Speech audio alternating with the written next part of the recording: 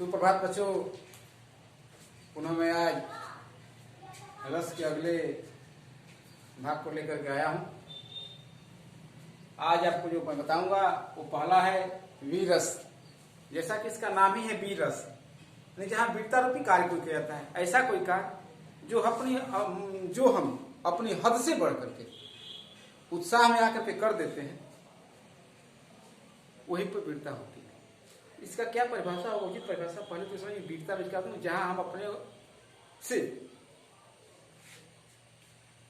कार्य से अधिक बढ़ करके हम किसी कार्य को कर देते हैं, उसमें हमें सफलता मिल जाती है, तो वही पर होता है। तो इसका क्या परिभाषा है? देखिए, युद्ध अथवा किसी कठिन कार्य को, युद्ध अथवा किसी कठिन कार्य को करने के लिए हमारे हृदय में निहित अस्थायी भाव, उत्साह के जागृत होने से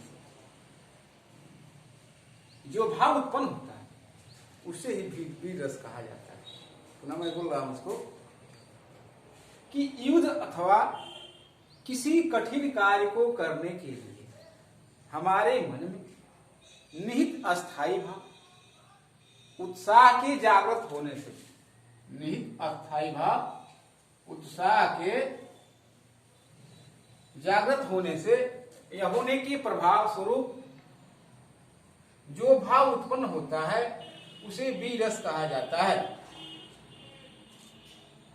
पुनः एक बार मैं बताता हूं, उसको ध्यान से सुन लीजिए कि युद्ध अथवा किसी कठिन कार्य को करने के लिए हमारे हृदय में निहित अस्थायी भाव, उत्साह की जागृत होने के प्रभाव स्वरूप जो भाव उत्पन्न होता है उसे ही वीरस कहा जाता है।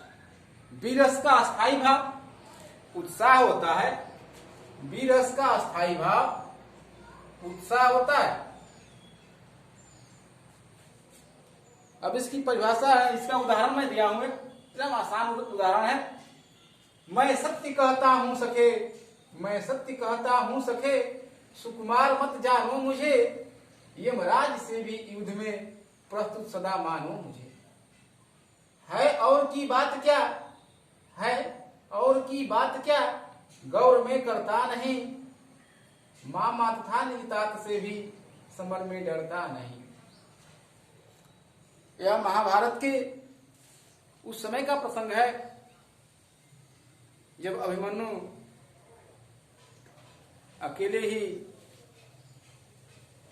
चक्रव्यूह की लड़ाई को लड़ रहा है। उस समय वह अपने साथी से कहता है, पुनः मैं उस उदाहरण बताता हूं कि मैं सत्य कहता हूं सखे, सुकुमार मत जानो मुझे, यमराज से भी युद्ध में प्रस्तुत सदा मानो मुझे। है और की बात क्या, गौर में करता नहीं, गर्व में करता नहीं, मां माथा नितात से भी समर में डरता नहीं। ये पहला उदाहरण है आपका वीरस का। दूसरा मैंने लिखा है उदाहरण एक और कि क्रोध दशानन 20 भुजानी, क्रोध दशानन 20 भुजानी, 16 कपिच अनि, सर बटत लक्षण तछन रक्त किए दृग, लक्ष्य विपछन के सीर कटत। यह रामायण का प्रसंग है। तुलसीदास द्वारा लिखा हुआ उस समय का है जब रामायण की युद्ध हो रहा है और रावण बंदरी सेना की हताहत कर रहा है। उसी समय का यह प्रसंग है।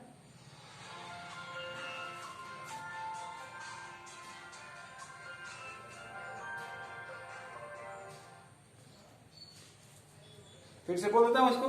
क्रोध दशानन 20 भुजान, 16 कपिच अनिसर बटत, लक्षण तछन रक्त किए दृग, लक्षण विपछन के सीर कट। ये समय का है। और इसका उदाहरण हो सकता है एकदम आसान उदाहरण। आप लोग पिछली कक्षाओं में पढ़े होंगे कि रणवीर चौकरी भर भर कर चित्तक बन गया निराला था, राणा प्रताप के घोड़े से। वो वाली जो कविता है वो भी रस की ही कविता है। जो आसान आपको परिभाषा लगे उसको आप याद कर सकते हैं, लिख सकते हैं। तो ये वीरस है।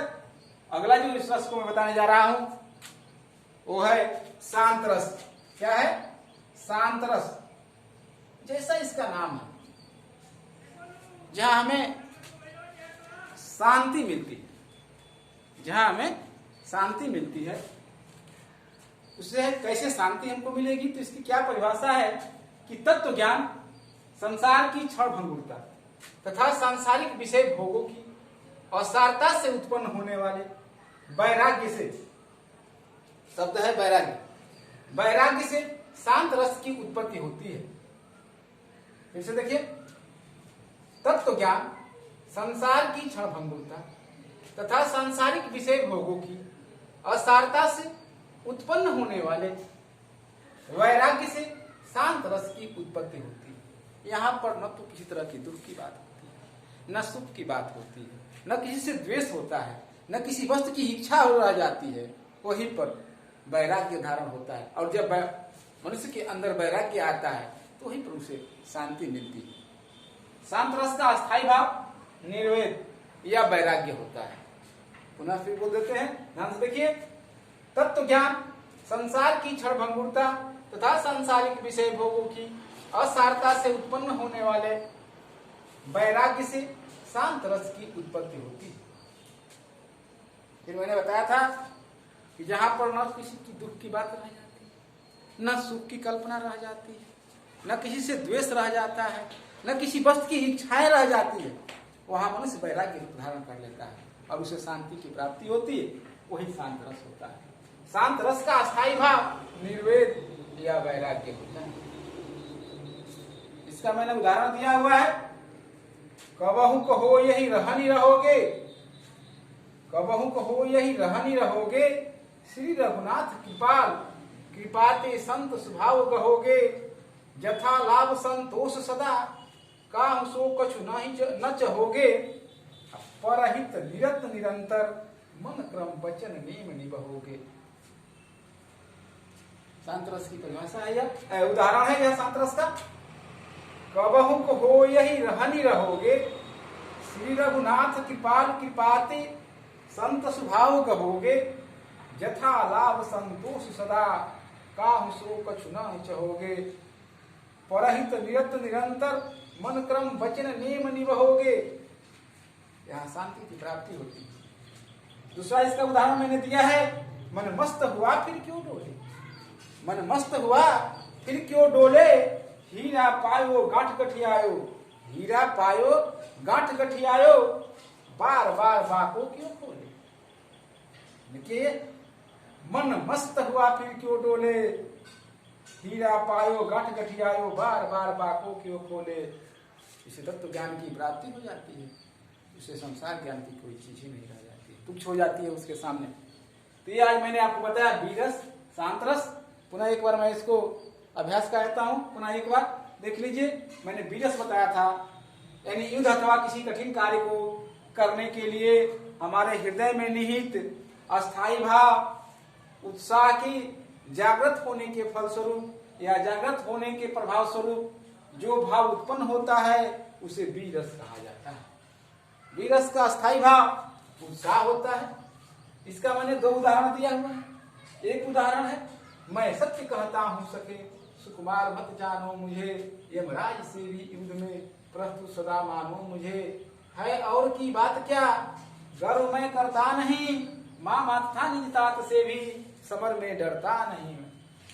दूसरा इसे मैंने दिया है, क्रुद्ध दशानन विष भुजान, 16 कपिच अनिसर बटक, लक्षण तछन रक्त किए दृग, लक्ष्य विपक्षण के शीर कटक। ये बीरस की परिभाषा उदाहरण है। अगला जो रस है वो शांत रस है। शांत रस को मैं अभी बताया था, पुनः पुनः बताता हूं। तत्व ज्ञान संसार की क्षण भंगुरता तथा सांसारिक विषय भोगों की असारता से उत्पन्न होने वाली वैराग्य से शांत रस की उत्पत्ति होती है। शांत रस का अस्थायी भाव निर्वेद वैराग्य होता है। इसका मैंने उदाहरण दिया हुआ है, कबहु कहो यही रहनी रहोगे, श्री रघुनाथ कृपाल कृपाते संत स्वभाव कहोगे, जथा लाभ संतोष सदा काहु सो कछु न चहोगे, परहित निरत निरंतर मन क्रम वचन नेम निबहोगे। दूसरा जो उदाहरण मैंने दिया हुआ है, दूसरा उदाहरण है, मन मस्त हुआ फिर क्यों डोले, मन मस्त हुआ फिर क्यों डोले, हीरा पायो गांठ गठियायो, बार बार बाको क्यों खोले। ये आज मैंने 2 रस को समाप्त कर दिया। इसको ध्यान से आप लोग पढ़ेंगे और नोट्स भी बनाते चलेंगे।